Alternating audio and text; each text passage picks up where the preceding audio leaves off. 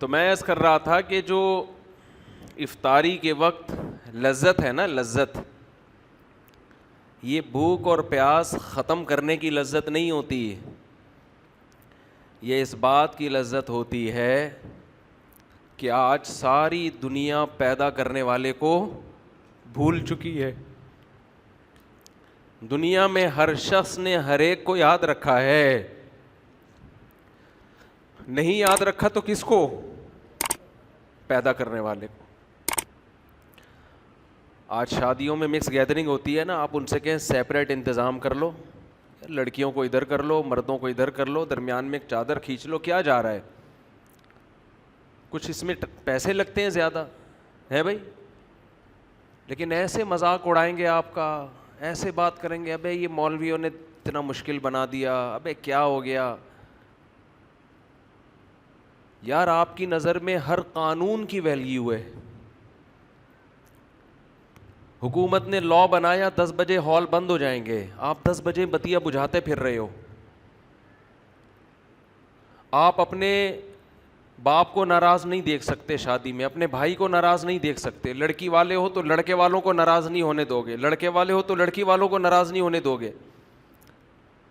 جس خدا نے بنایا ہے، جو پیدا کرنے والا ہے، جس نے یہ نعمتیں دی ہیں، وہ آپ کو دعوت کرنے سے منع بھی نہیں کر رہا. وہ یہ بھی نہیں کہہ رہا کہ آپ نے یہ کھانا ہے یہ نہیں کھانا، سب چیزیں حلال کر دی اس نے اس دعوت میں. وہ صرف اتنا کہہ رہا ہے کہ کیا کر دو، بیچ میں پارٹیشن کر دو. لیکن آپ کے جو نہیں رینگتی، آپ ٹس سے مس ہونے کے لیے تیار نہیں ہو. اتنی سی بات وہ کہہ رہا ہے کہ بھائی درمیان میں کیا کر دو، پارٹیشن کر دو. آپ کہہ رہے ہو نہیں کریں گے. مجھے ایسے موقع پہ شعیب علیہ السلام کا کلام یاد آتا ہے.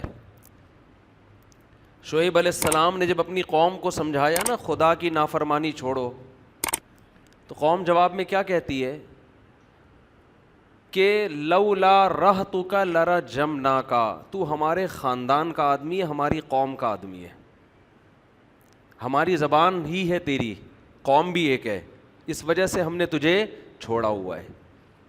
ہماری قوم کا نہ ہوتا مار دیتے تجھے جان سے. شعیب علیہ السلام نے کیا کہا؟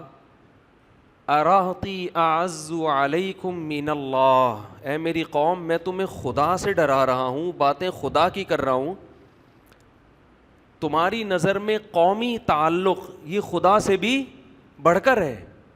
مجھے اگر تم نے چھوڑا ہوا ہے تو قوم کی وجہ سے چھوڑا ہوا ہے. وَاتَّخَذْتُمُوهُ وَرَاءَكُمْ ظِهْرِيًّا، اور خدا کو اٹھا کے تم نے پیٹھ کے پیچھے پھینک دیا ہے.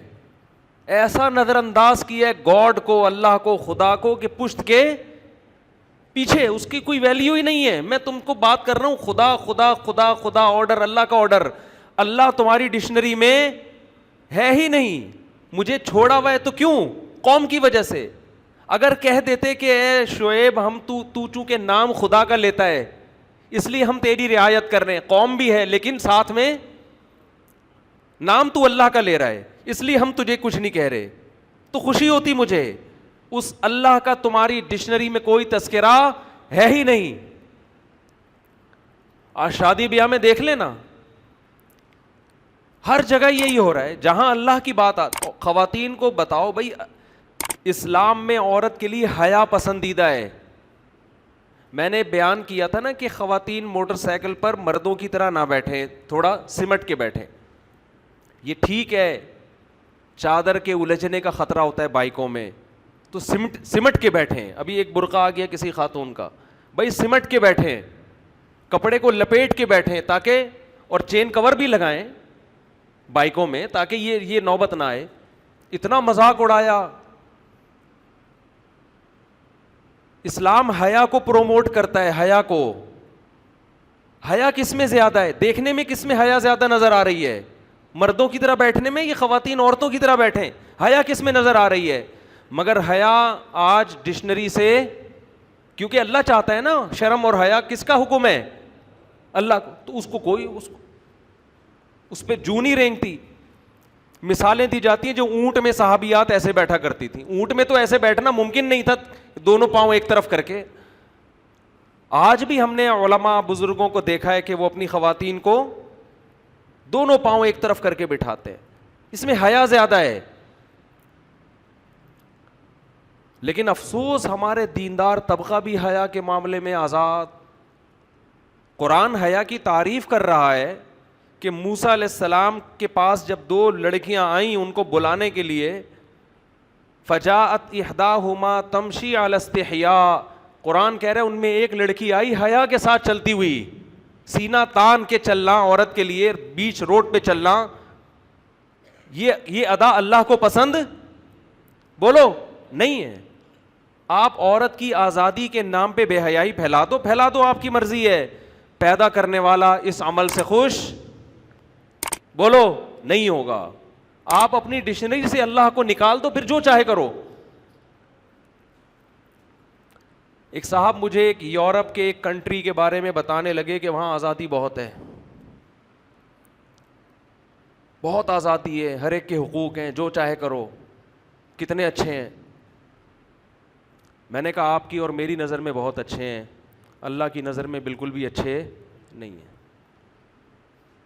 کیونکہ ان آزادی کی وجہ سے انہوں نے جن گناہوں کو حلال قرار دے دیا ہے نا, ہومو سیکشولیٹی کو, زنا کو, لڑکیوں سے آپس میں تعلقات, ان چیزوں کی وجہ سے اللہ کی نظر میں وہ بالکل بھی اچھے نہیں ہیں. یہ تو وہ عمل ہے جس سے اللہ نے قوم لوط کو اٹھا کے پٹخ کے مار دیا. جس قوم نے اپنی ڈکشنری سے گاڈ کو نکال دیا, خالق کو, خدا کو نکال دیا, وہ میری اور آپ کی نظر میں بہت اچھا ہے, بنانے والے کی نظر میں اچھا نہیں ہے. بنانے والا نہیں پسند کرتا اس کو. تو مت تعریفیں کیا کرو ایسی قوموں کی جنہوں نے خدا کو وراکم ظہریہ, اپنی پشت کے پیچھے پھینک دیا ہے. اور اگر تعریف کیا کرو پھر دعا کرو تمہارے بچے بھی ایسے بن جائیں, تمہارے بچے بھی ایسے بن جائیں. ان ملکوں میں جائیں, ان کو اتنی آزادی ملے کہ وہ بھی لڑکوں سے بدفعلی کریں, اور جب آپ انگلی اٹھاؤ تو بولے کہ یہ ہیومن رائٹس ہیں. اپنے بچوں کو ایسا بنانا چاہتے ہو تو اس کلچر کی صبح و شام تعریفیں کیا کرو. بولے بہت اچھے, ماشاء اللہ, ویل ڈن بیٹا, آزاد ہے, کوئی روک ٹوک نہیں ہے.